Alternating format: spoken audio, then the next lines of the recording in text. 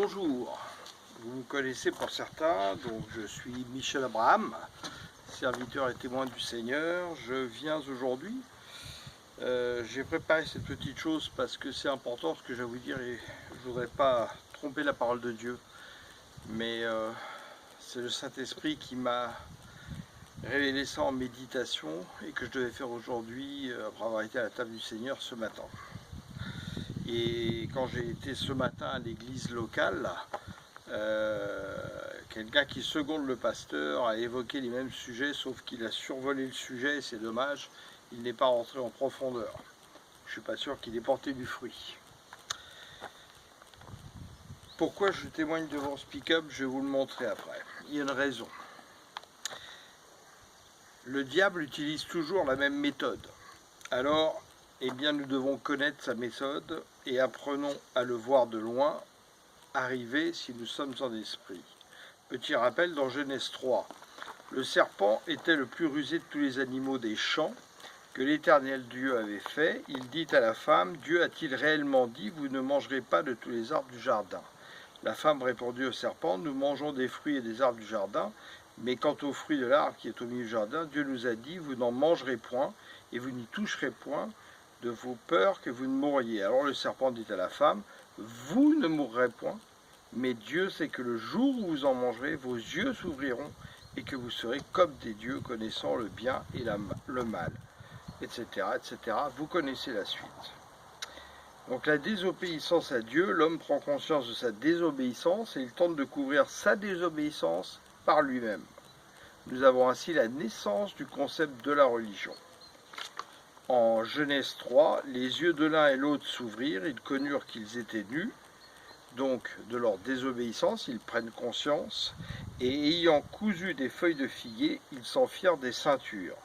Alors ils entendirent la voix de l'Éternel Dieu qui parcourait le jardin vers le soir, et l'homme et sa femme se cachèrent loin de la face de l'Éternel Dieu au milieu des arbres du jardin. Pourquoi? Parce qu'ils savent qu'ils ont déobéi. Dieu annonce sa revanche en Christ. En Genèse 3, 14, l'Éternel Dieu dit au serpent, puisque tu as fait cela, tu seras maudit entre tout le bétail et tous les animaux des champs, tu marcheras sur ton ventre, et tu mangeras la poussière tous les jours de ta vie. Je mettrai inimitié entre toi et la femme, entre ta postérité et sa postérité, celle-ci t'écrasera la tête et tu lui blesseras le talon. Dieu ne veut pas de la religion. Dieu est esprit. Nous sommes appelés à vivre en esprit selon sa volonté et non la nôtre. En Genèse 3, 21, un peu plus loin, l'Éternel Dieu dit à Adam et sa femme, fit à Adam et sa femme des habits de peau et il les en revêtit.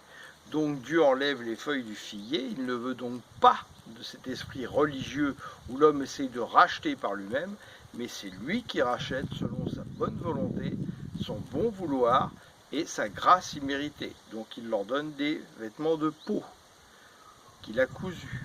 Entre parenthèses, pour faire des vêtements de peau, il a fait couler le sang. Celui qui a les oreilles entende. L'accès à l'arbre de vie devient donc interdit et gardé. En Genèse 22, 3, 22, l'Éternel dit, voici l'homme est devenu comme l'un de nous pour la connaissance du bien et du mal, empêche-le maintenant d'avancer sa main, de prendre de l'arbre de vie, d'en manger, de vivre éternellement.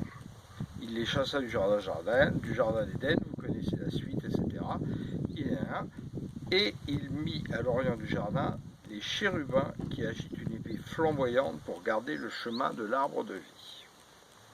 Quand Jésus de Nazareth, 100% homme, 100% Dieu, arrive pour répondre à la promesse qui a été faite en Genèse et à Abraham, le Verbe de Dieu incarné en chair, cette lumière était la véritable lumière qui, en venant dans le monde, éclaire tout homme. Elle était dans le monde et le monde a été fait par elle et le monde ne l'a point connue.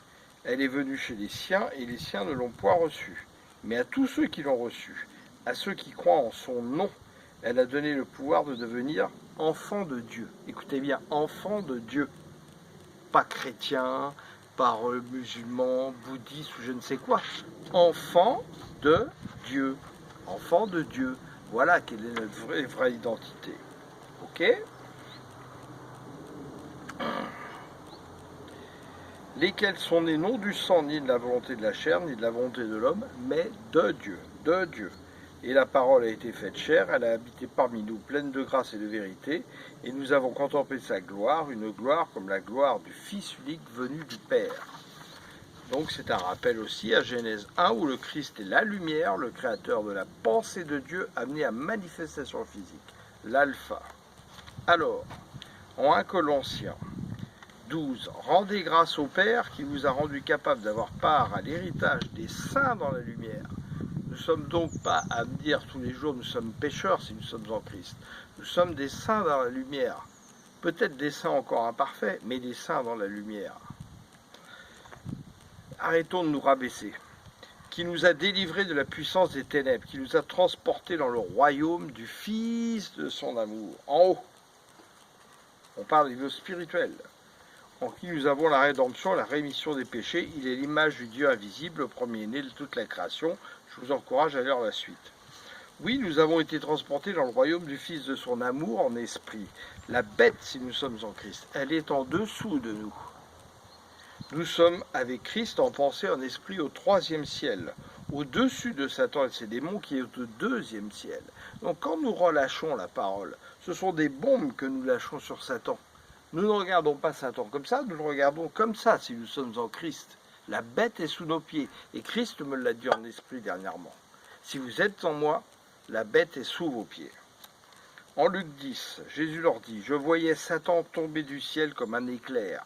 Voici, je vous ai donné le pouvoir de marcher sur les serpents, les scorpions, toute la puissance de l'ennemi, et rien ne pourra vous nuire. Relâchez cette parole tous les matins pour amener à manifestation. Cependant, ne vous réjouissez pas que ces esprits soient soumis, mais réjouissez-vous de ce que vos noms sont inscrits dans les cieux, dans le livre de vie. » Alors, si nous voulons nous préserver de l'ennemi, que devons-nous faire? Bien, se rappeler de sa méthode dont nous avons vu, en Genèse 3, comment il a fait, qui utilise toujours aujourd'hui dans le monde, à travers les loges occultes où la même méthode agit, où il trompe, n'annonce pas la couleur aux adhérents ou aux futurs adhérents. Pourtant, dès les premiers grades cachés et présentés autrement, cela commence par exploitation vicieuse de, et ainsi de suite, exploitation corruptrice de, et ainsi de suite, pour en finir au plus haut grade à glorification de Satan. Sachez que la plupart des grands présidents, des grands hommes d'affaires, etc., sont au 33e grade. Donc, glorification de Satan. Je vous laisse conclure. Mais aussi à travers le consumérisme devenu une religion pour nous pousser à nourrir plus la chair que l'esprit et accepter des choses qui nous sont présentées comme une aide, un progrès, alors qu'elles sont là pour nous rendre esclaves d'elles-mêmes, nous distraire et nous égarer de la pensée de Dieu, de la parole de Dieu. Comment y résister?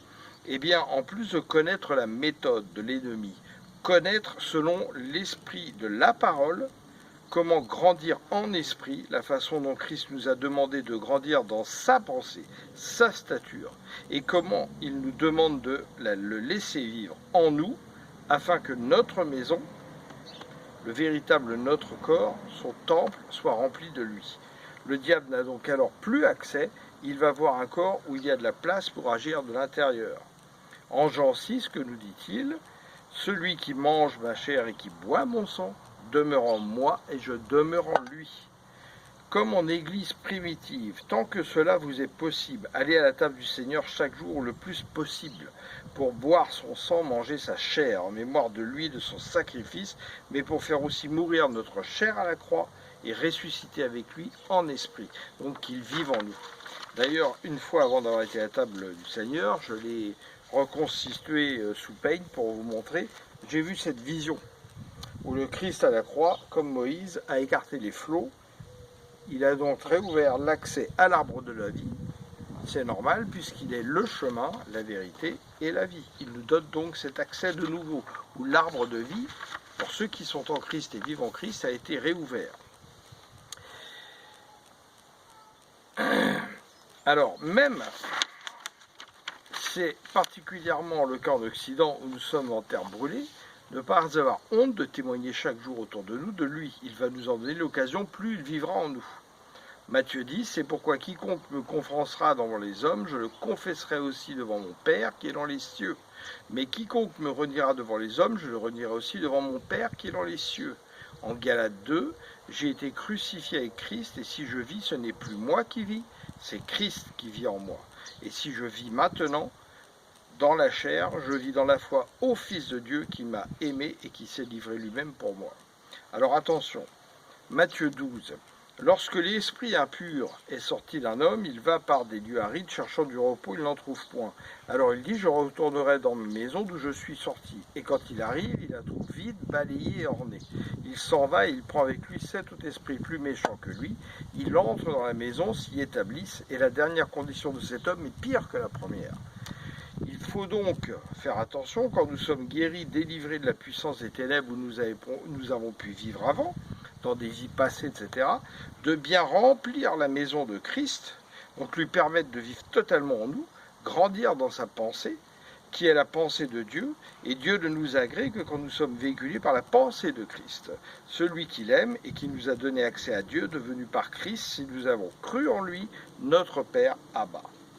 Arrivera le jugement des nations, le Christ Oméga, la fin, quand le trône blanc va arriver.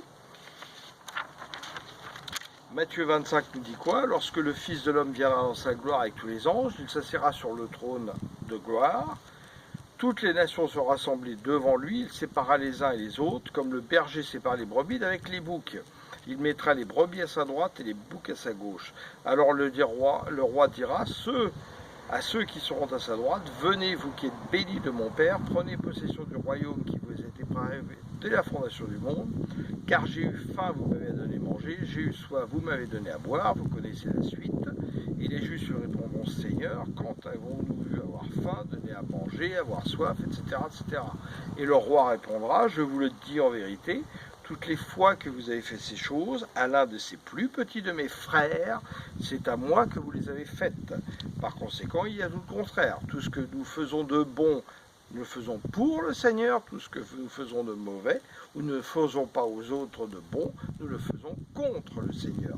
Ayons bien conscience de tout cela. Il nous dit aussi comment faire pour ne pas laisser s'éteindre la lumière que nous avons reçue de lui, en Matthieu 26, 40.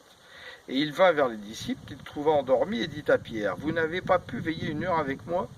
Veillez et priez afin que vous ne tombiez pas dans la tentation. L'esprit est bien disposé, mais la chair est faible. » Puisqu'il attend de nous et sa promesse de fidélité, il va nous dire aussi, en Matthieu 28, Jésus s'étant approché leur parla ainsi, « Tout pouvoir m'a été donné dans le ciel et sur la terre. Allez, faites de toutes les nations des disciples, les baptisant au nom du Père, du Fils et du Saint-Esprit, et enseignez-leur à observer tout ce que je vous ai prescrit, et voici je suis avec vous tous les jours jusqu'à la fin du monde. » Et par la révélation du Saint-Esprit, il annoncera par la bouche de Paul, qui fut son ennemi avant qu'il ne devienne Paul, et qu'il était Saoul de Tarse, un pharisien qui pourchassait les enfants de Dieu, preuve que à Dieu rien n'est impossible, et il démontre ainsi en prenant le méprisable qu'il peut le changer en saint, ce qu'il a fait à travers moi qui était un païen devant les païens et quelqu'un qui a bafoué les commandements de Dieu, et à bien d'autres frères et sœurs que je connais, en 1 Corinthiens 2, donc pour grandir dans sa pensée. Or, nous n'avons pas reçu l'esprit du monde, mais l'esprit qui vient de Dieu, afin que nous connaissions les choses que Dieu nous a données par sa grâce. Et nous en parlons non avec des discours qu'enseigne la sagesse humaine, mais avec ceux qu'enseigne l'esprit, employant un langage spirituel pour les choses spirituelles. Mais l'homme animal ne reçoit pas les choses de l'esprit de Dieu, car elles sont une folie pour lui, il ne peut les connaître parce que c'est spirituellement qu'on en juge. L'homme spirituel, au contraire, juge de tout, et il n'est lui-même jugé par personne. Car qui a connu la pensée du Seigneur pour l'instruire? Or, nous avons la pensée de Christ. Et nous devenons donc des nouvelles créatures par le baptême d'eau et le baptême du Saint-Esprit, en reconnaissant que Christ est vraiment notre Seigneur et que nous voulons le suivre. 2 Corinthiens 5,16 que vous connaissez. Ainsi, dès maintenant, nous ne connaissons personne selon la chair. Et si nous avons connu Christ selon la chair, maintenant nous ne le connaissons plus de cette manière. Si quelqu'un est en Christ, il est une nouvelle créature. Les choses anciennes sont passées derrière nous, ne regardons pas derrière. Voici, toutes choses sont devenues nouvelles. Tout cela vient de Dieu qui nous a réconciliés avec lui par le Christ et qui nous a donné le mystère de la réconciliation, etc., etc. Vous connaissez, je vous laisse aller jusqu'à la fin pour que nous soyons ses imitateurs, ses ambassadeurs. Enfin, Pour finir, celui qui n'a point connu le péché, il a fait devenir péché pour nous, afin que nous devenions en lui justice de Dieu. Avons-nous soif de justice? La pensée de l'homme spirituel, en 2 Corinthiens 10, nous renversons les raisonnements et toute hauteur qui s'élève contre la connaissance de Dieu. Attention à nos faux raisonnements de la chair. Et nous amenons toute pensée captive à l'obéissance de Christ, donc à l'obéissance de la pensée de Christ. Nous sommes prêts aussi à punir toute désobéissance, lorsque votre obéissance sera complète. Et face aux tribulations des temps à la fin qui risquent d'être terribles, comment s'y préparer? Par ce qui a été dit avant, afin de faire mourir notre moi et laisser vivre Christ en nous et accepter déjà dans nos têtes d'aller à la croix physiquement si nécessaire, afin de ne jamais accepter la compromission ni l'apostasie. Matthieu 16, 24, alors Jésus dit à ses disciples, si quelqu'un veut venir après moi, qu'il renonce à lui-même, qu'il se charge de sa croix et qu'il me suive, car celui qui voudra sauver sa vie la perdra, mais celui qui la perdra à cause de moi la trouvera. Vous connaissez la suite. Pourrons-nous boire toute cette coupe, s'y préparer pour ne pas être surpris si cela doit nous arriver? Matthieu 20, Jésus répondit, vous ne savez pas ce que vous demandez. Pouvez-vous boire la coupe que je dois boire? Nous le pouvons, dirent-ils. Nous pouvons aussi répondre ça aujourd'hui, si nous sommes en Christ, et nous nous y préparons. Il leur répondit, il est vrai que vous boirez ma coupe, mais pour ce qui est d'assis à ma droite et à ma gauche, cela ne dépend pas de moi, et ne sera donné à ceux à qui mon Père l'a réservé. Voilà, je vous laisse méditer sur tout cela, pour bien comprendre que notre intérêt, c'est de ne pas d'aller qu'à la croix, il faut aller plus loin, c'est-à-dire grandir dans la pensée et la stature de Christ, tout ce que nous explique Paul par révélation, et qui est très important. Merci de votre attention. Je vous montre pourquoi donc, je me suis filmé sur ce pick-up. Ça a été une grande partie de ma vie, les véhicules américains.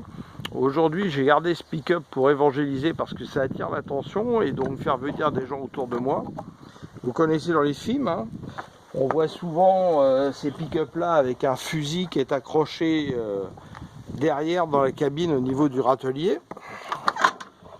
Et bien moi, au lieu du fusil, j'ai accroché mon arme, voilà, la croix, l'épée, la parole de Dieu.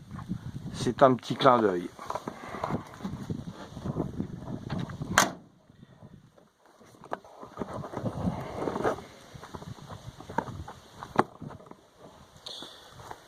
Donc je vous salue tous dans le nom de Jésus-Christ et puisse-t-il renouveler notre intelligence et notre sagesse dans sa connaissance et demeurer bénis de toutes sortes de bénédictions célestes en Christ.